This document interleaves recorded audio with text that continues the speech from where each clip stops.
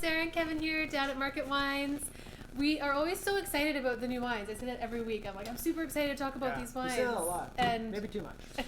but I am so excited. You are an excitable person, Sarah. I know this about you. Especially when it comes to Italian wines. That's okay, though. You're supposed to be excited. You just love wine. That's your why I'm job. here. It's all right. It's good. I'm excited, too. Not super excited. just excited just enough. Plain old excited. But Salad goes back a long way for me. I mean, these wines are wines that have been super special to me for like almost maybe 2 decades, right? Wow. So, cool. I remember I was in Suave in Italy, and I was at a wine dinner, and I sat down at a particular table that had this. All the wines were sort of set out on the tables beforehand, so you'd sort of walk around and see who had like which tables had the better wines, and then sit at that table. Right, smart. Since I didn't know anybody, I'll just look for the good juice. So I went and saw a few bottles of this Pinot Noir on the table, and I knew I liked this wine. So I sat down, and then the winemaker, Count Kronberg, real story, he's a count. Looks Amazing. like a count too, yeah, like big beard, big serious-looking Austrian type guy. In this part of Italy, most of the wine growers are actually from Austria. That's why they call it the Südtirol. It's you see a lot of German and Austrian influence there. So anyway, got to meet him. Amazing guy, super passionate about what he does, and really makes wine more of a passion project. They're actually apple farmers primarily, and then wine comes kind of after that as more of something that they just love doing, because maybe growing apples isn't as fun as grapes. Making wine. Yeah. So that's the story, and Cool. we've carried the wines ever since, and I love them. I love wines from Alto Adige. I think it's a really special area. It's maybe the most beautiful wine growing area I've ever seen. If you jump online and just Google Alto Adige vineyards, they're really pretty. This particular one has a big castle, beautiful lake, really idyllic. They got the mountains in the background. Wow. Looks good. Sounds You should go there, perfect. you know? It's on the list. Good place for a holiday. Let's kick into these. This area is so fun. They can actually make Pinot Grigio fun. That's how cool Alto Adige is. Yeah, totally. I think sometimes Pinot Grigio gets a bad rap for being boring or sweet or like, just your everyday a lot of wine. it, right? Like, yeah, there is a lot of it out there. But I like to describe this as a Pinot Grigio with character because it really does have a lot going on. Yeah. I find it's quite minerally.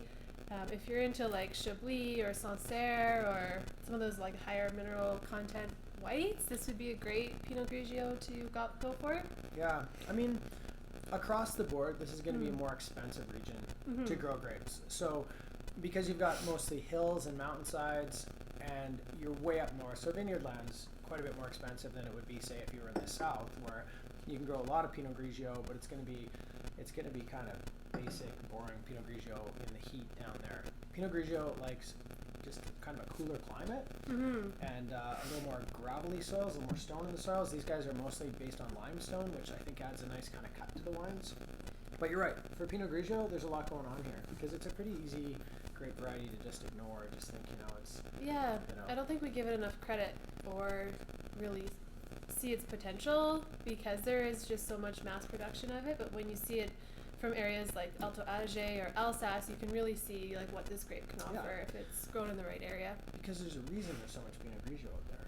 Because it was a great grape variety that people really thought highly of. That's why they planted so much of it. Unfortunately, a lot of people just made some really boring examples out of it and, wrecked the fun for everybody. Thanks a lot. Yeah, but we're Won't back. mention So if any you want to names. love Pinot Grigio again, if you want to make Yes. Pinot Grigio great again, that's your one right there.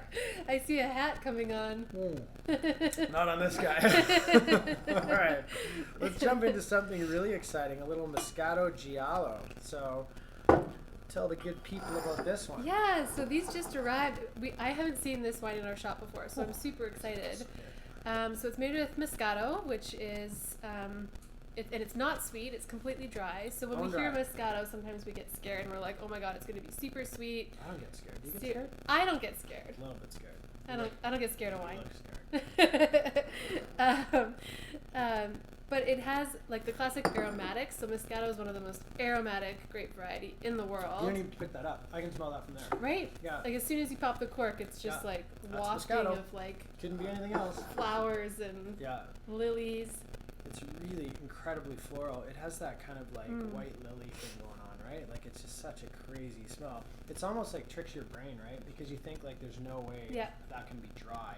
And then you get it in your mouth and it's just like bone dry and crisp. And Totally. It's a really unusual wine. It smells like it's going to be sweet.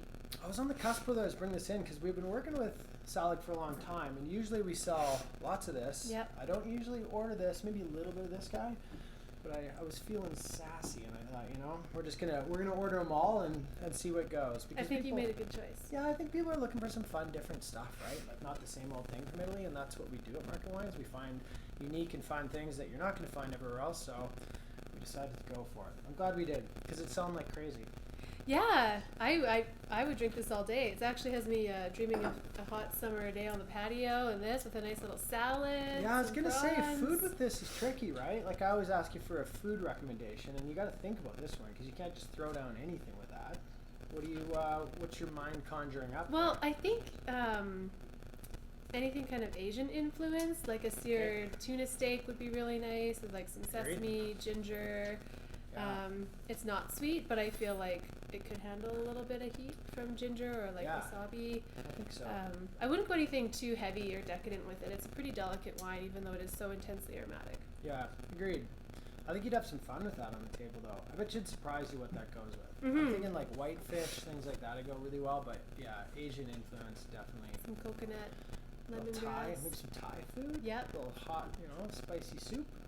I'm in. All right, let's do it. You're cooking lunch. All right. I'm hungry now. You ready to move on? Yeah. So, you want to say it? Nope. Come on. Okay, I'll give it a You try, got but this. Kevin does it way better. I don't know. Bischofsleiten? Bischofsleiten. Thank you. There we go. Practice that. And the grape variety? Bischofsleiten. Schiava. Schiava, right? Which is a really, I don't know if you can see it, but it's a really light red. I mean, it's just barely more than rosé.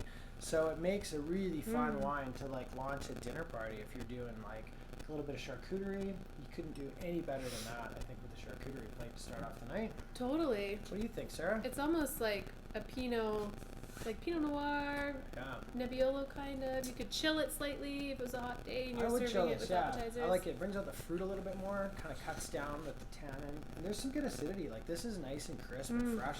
To me, it smells a little bit like strawberries. You get that? Yeah, super fresh. You're better at that than me, though. What do you smell? I smell strawberries too. Like it'd be so good with like strawberries on toast with a little balsamic and goat cheese as an appetizer. That's some hipster food, eh? I don't know. I feel like it's maybe a little bit more old school. Is it? Something from the 80s. Okay, then I should know it. That's my decade. I must have missed that one. I like this though because with all the big heavy wines out there, my mouth is watering. I'm having trouble not drooling here. It's like Just, so like yeah. mouth watering. This is gonna be super fun to share this. That's gonna be really fun to sell. I think some restaurants are gonna pull that one in too because that is such a great little restaurant wine. So get it while you can. Yeah, we only got 10 cases. I won't go too crazy on it. And then Pinot Noir, which these guys are really well known for here, and what a cool place to grow Pinot because it is like a much cooler climate. Very high in altitude, so you get some really interesting expressions of Pinot Noir. Perfect climate for Pinot. Pinots. We don't really see a lot of Pinot Noir from Italy, except for, I guess, this region. Hey. Yeah.